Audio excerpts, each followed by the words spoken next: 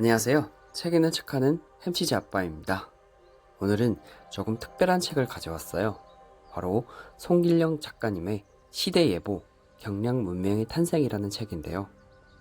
개인적으로 이 작가의 책은 늘 지금 우리가 어디쯤 서 있는지를 아주 명확하게 보여주는 통찰이 있어서 자주 찾아 읽는 편입니다. 송길령 작가님은 빅데이터 전문가로 유명하죠. 우리가 남긴 디지털 흔적 속에서 사람의 마음과 사회의 변화를 읽어내는데 정말 천재적인 감각을 가진 사람입니다. 이 책을 선택한 이유도 바로 그 점 때문이었어요. 요즘 하루하루가 너무 빠르게 변하고 세상이 왜 이렇게 움직이지? 하고 고민하는 순간들이 많잖아요. 그런데 이 책은 단순히 변화의 현상을 설명하는 게 아니라 지금 문명 자체가 새로운 방향으로 전환되는 중이라는 큰 프레임을 제시합니다. 그래서 이 책을 리뷰하면 여러분께서도 그 흐름이 훨씬 더 명확하게 보일 것 같아서 선택하게 됐습니다. 오늘 영상에서는 이 책 1장부터 5장까지 전체 흐름을 한 번에 정리해서 여러분이 우리가 지금 이런 시대를 살고 있구나 조금 더 선명하게 느낄 수 있도록 천천히 풀어보겠습니다. 그럼 시작해 볼게요. 1. 경량 문명의 출현. 무거운 세상에서 가벼운 세상으로. 이 책은 아주 흥미로운 지점에서 시작합니다. 우리가 살아온 문명을 한마디로 요약하면 무겁다는 거예요. 조직은 크고 계획은 길고 한 번 정해지면 잘 안 바뀌고 사람을 움직이는데 엄청난 에너지가 필요한 시대. 근데 저자는 말합니다.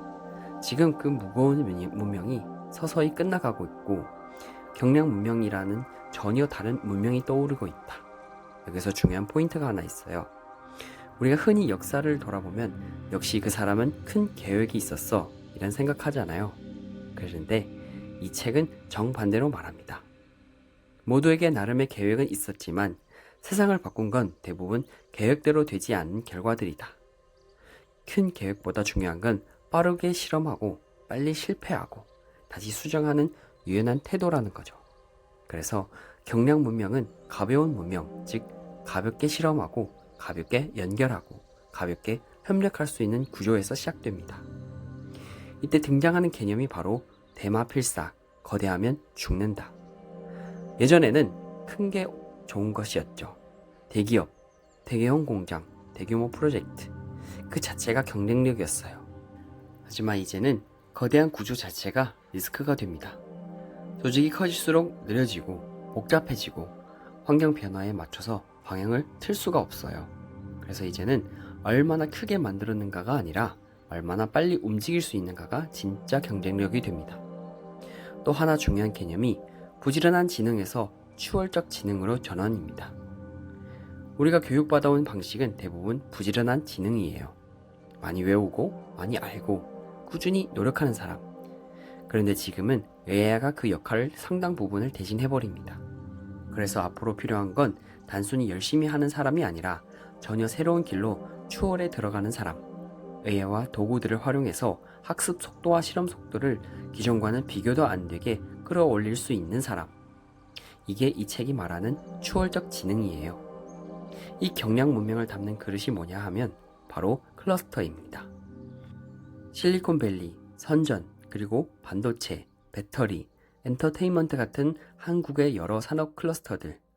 여기서 중요한 건 한 회사의 힘이 아니라 서로 연결된 작은 팀들이 집단적으로 만들어내는 에너지예요.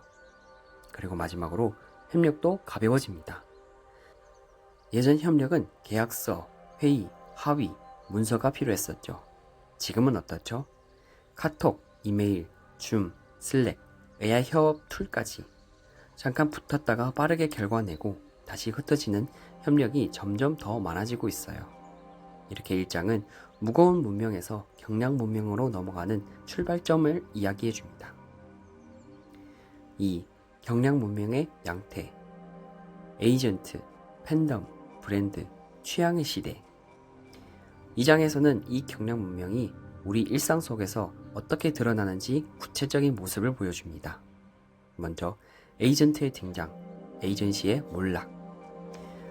예전에는 광고 대행사, 여행사, 중개인, 전문가 이런 에이전시들이 우리를 대신해서 선택해주는 구조였어요.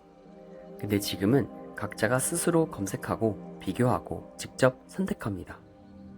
한 사람 한 사람이 에이전트, 즉 의사결정의 주체가 되어가는 거죠.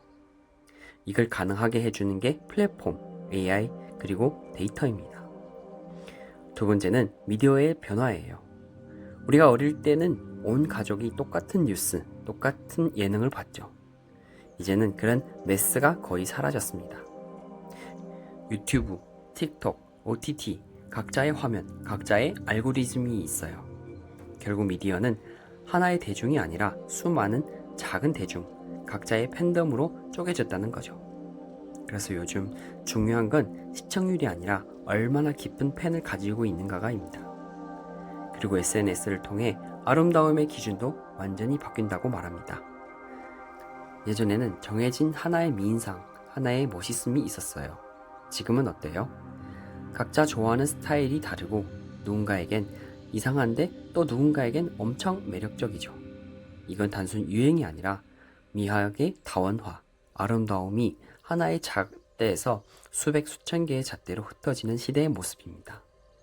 하지만 이 모든 변화 속에서도 변하지 않는 게 있다고 말합니다. 사람은 여전히 사랑받고 싶고 인정받고 싶고 어딘가에 속해 있고 싶어요. 기술과 플랫폼은 달라져도 결국 사람을 움직이는 건 감정과 관계라는 거죠. 3. 경량 조직의 법칙, 리더, AI, 문화, 배움의 재정의. 3장은 직장인으로서 또 조직 안에서 살아가는 우리에게 굉장히 직격으로 들어오는 내용입니다. 먼저 리더의 역할이 완전히 달라집니다. 예전 리더는 계획을 세우고 지시를 내리고 성과를 관리하는 사람이었죠. 이 책에서는 미래의 리더를 위대한 쇼맨이라고 부릅니다. 지금 자극적인 표현인데 들어보면 꽤 설득력이 있어요. 리더는 이제 사람들이 함께 몰입하고 싶어지는 이야기와 무대를 만들어주는 사람이 되어야 한다는 거죠.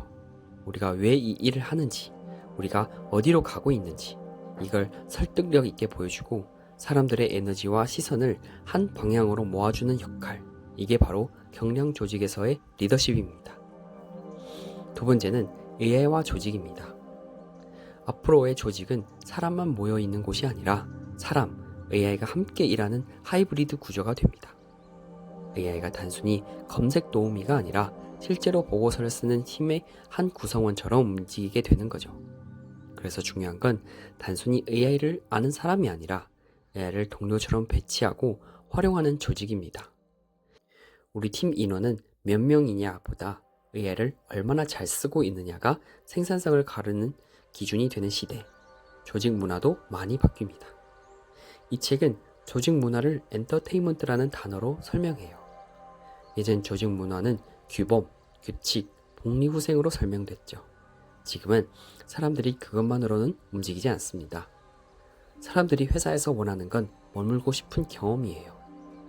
재밌고 성장하고 있다는 느낌이 있고 함께해서 뿌듯한 순간들이 있는지, 그래서 좋은 조직일수록 내부 문화 자체가 하나의 콘텐츠처럼 잘 설계되어 있습니다.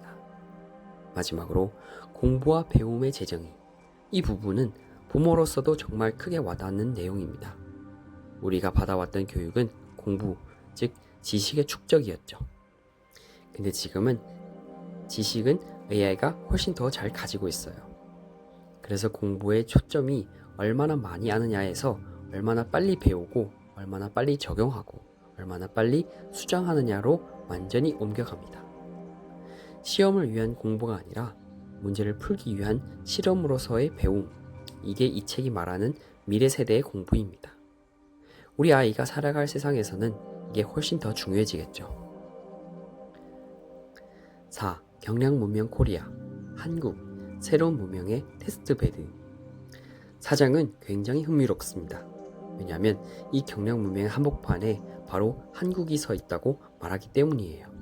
K-팝, K-드라마, K-뷰티, 이제는 K-콘텐츠, K-브랜드까지. 전 세계가 한국을 단순히 문화 소비 대상으로 보는 게 아니라 새로운 라이프 스타일의 모델로 바라보고 있다는 거죠. 한국의 특징은 로컬에서 시작했는데 퀄리티가 너무 좋고 속도가 너무 빨라서 자연스럽게 글로벌로 번져나갔다는 점이에요. 처음부터 우린 글로벌 가자 하고 만든 게 아니라 로컬에서 미친 듯이 갈고 닦은 결과가 글로벌에서 통하게 된 케이스가 많습니다. 또 하나 흥미로운 건 부품에서 브랜드로의 도약이에요. 예전 한국은 세계 공급망 속에서 부품 잘 만드는 나라였어요. 지금은 어떻죠? 그 부품을 기반으로 한 완성품, 브랜드, 플랫폼까지 계단처럼 올라가고 있습니다. 그리고 이 과정에서 새로운 한국 사람의 이미지도 만들어지고 있다고 말합니다. 빠르고 유연하고 트렌드에 민감하고 동시에 디테일에 집착하는 사람들. 세계가 한국을 보면서 저 사람들 뭔가 다르다 이렇게 느끼고 있는 거죠. 그래서 한국은 지금 경량 문명이 아주 중요한 실험실이 되어 있습니다. 5. 무거운 세계의 끝, 가벼운 세계의 시작. 새로운 규칙에 서 있는 우리. 마지막 5장은 이 모든 이야기를 하나로 묶어주는 결론입니다. 지금은 무거운 세계와 가벼운 세계가 서로 충돌하는 과도기입니다. 아직도 많은 조직과 제도는 무거운 구조를 유지하고 있고 그게 더 안전하다고 믿어요. 하지만 이미 가벼운 방식으로 움직이는 많은 개인과 팀, 회사들이 새로운 룰을 만들고 있습니다. 이 과정에서 우리가 잊지 말아야 할 것은 아무리 문명이 바뀌어도 바뀌지 않는 것들이 있다는 점입니다. 사람은 여전히 사랑받고 싶고 인정받고 싶고 의미를 느끼고 싶어요. 그래서 이 책은 말합니다. 경량 문명은 기술의 이야기가 아니라 결국 사람의 마음이 선택한 방향이라고.